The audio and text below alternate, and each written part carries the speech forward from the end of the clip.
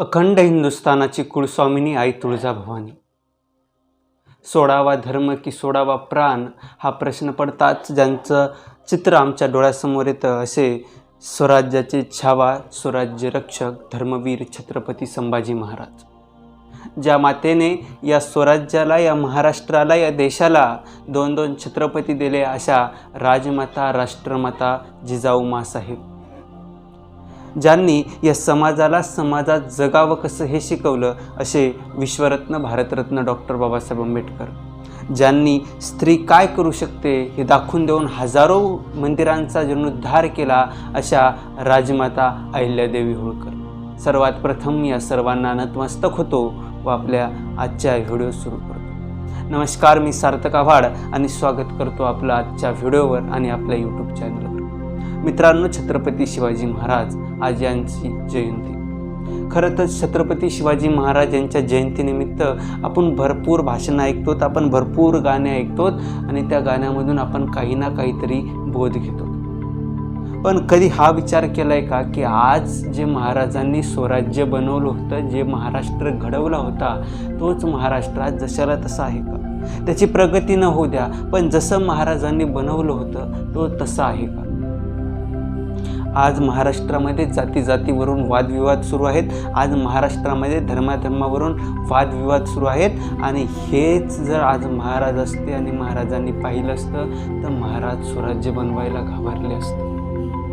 कारण आज आपण जे काही करत आहोत ते महाराजांच्या नियमानुसार एकदम चुकीचं आहे. आपण म्हणतो छत्रपती शिवाजी महाराज की जय, छत्रपती संभाजी महाराज की जय, पण त्यांचा नाव घेण्याचाही अधिकार आपल्याला नाही. आणि ते का नाही हे तुम्हालाही माहीत आहे आणि मलाही माहीत आहे. आज पहा, आज रात्री गावामध्ये डीजे येतील, डीजे मस्त लगे गाणे लागतील, लावण्या लागतील. ज्या महाराजाने आयुष्यात कधी स्त्री, ज्या महाराजच्या दरबारामध्ये आयुष्यात कधी स्त्री नाचली नव्हती, त्या महाराजाच्या जयंतीला आपण चोली के पीछे क्या है असे गाणे लावून नाचणार आहोत. हा विचार करण्यासारखी गोष्ट आहे. मग इथं आपण चुकतो कुठं? हां, एन्जॉयमेंट करा, भरपूर एन्जॉयमेंट करा, कारण एन्जॉयमेंट करण्याचा दिवस आहे.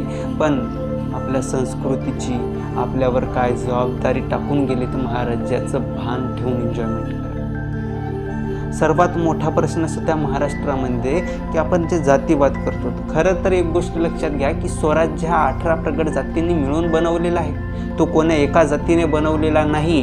पण आज आपण सर्व महापुरुषांना वाटून घेतले. शिवाजी महाराज मराठ्यांचे, डॉक्टर बाबासाहेब आंबेडकर दलितांचे, राजमाता अहिल्यादेवी होळकर धनगरांच्या, फुले माळ्यांचे आपण सगळं वाटून घेतले. एक थोर कवी म्हणून गेले, मराठ्यांनी वाटून घेतले जिजाऊच्या शिवरायांना, दलितांनी बांधून ठेवले रमाईच्या भीमरायाला. अण्णाभाऊ साठे हे फक्त आमची बातंगच गातात गाणी आणि अहिल्यादेवी म्हणे फक्त धनगराचीच राणी. फुले शाहूंना जमा करण्यास गोळा झाली सगळी माळी आणि इथेच केली आम्ही या थोर पुरुषांच्या विचारांची होळी, आणि इथेच केली आम्ही या थोर पुरुषांच्या विचारांची होळी. आपण काय करत आहोत आज? खरं एक गोष्ट अशी सांगा मला, जर खरंच ह्या जाती आज जसं वातावरण आहे तसंच जर छत्रपती शिवाजी महाराजांच्या काळात हेच वातावरण असतं तर स्वराज्य निर्माण झालं असतं का? आज धनगर मराठ्यांचं पटत नाही, मराठा धनगरचं पटत नाही. कोणीतरी यायले, काहीतरी कोणता तरी राजकारणी काडी लावून चले, आपण आपल्यात भांडणं करायलोत, आपण आपला इतिहास विसरत आहोत. हे सगळ्यात महत्त्वाचं. आणि जो समाज जो व्यक्ती आपला इतिहास विसरतो तो इतिहास परत बनवू शकत नाही, हे लक्षात ठेवा. आपली मानसिकता आज एकदम वेगळी झाली आहे. एकतेत आपण म्हणतो बळ आहे, पण खरंच आपण एकतेने राहत आहोत का? हा प्रश्न स्वतःच्या मनाला विचारा. खास करून हा प्रश्न स्वतःच्या मनाला. आज महाराष्ट्रामध्ये काल आमच्या परभणीमध्ये डॉक्टर बाबासाहेब आंबेडकरांच्या पुतळ्यासमोरील संविधानाचा अपमान करण्यात आला. बक्कळ तोडफोडी झाल्या, पण तो अपमान करणाऱ्याला एवढंही कळालं नाही की त्याच माणसाने आज आपल्याला जगण्याचा अधिकार दिलेला आहे, त्याच संविधानाने आज आपल्याला जगण्याचा अधिकार दिलेला आहे. काही लोक येतात शिवजयंतीच्या काळावर, वर्षभर जे इंस्टाग्रामवर मुजरा करतात, वर्षभर जे इंस्टाग्रामवर गदळ गाण्यावर नाचतात, तेच लोक शिवजयंतीला व्हिडिओ टाकतात की आमची संस्कृती, आमचे माणसं, आमचे महाराज.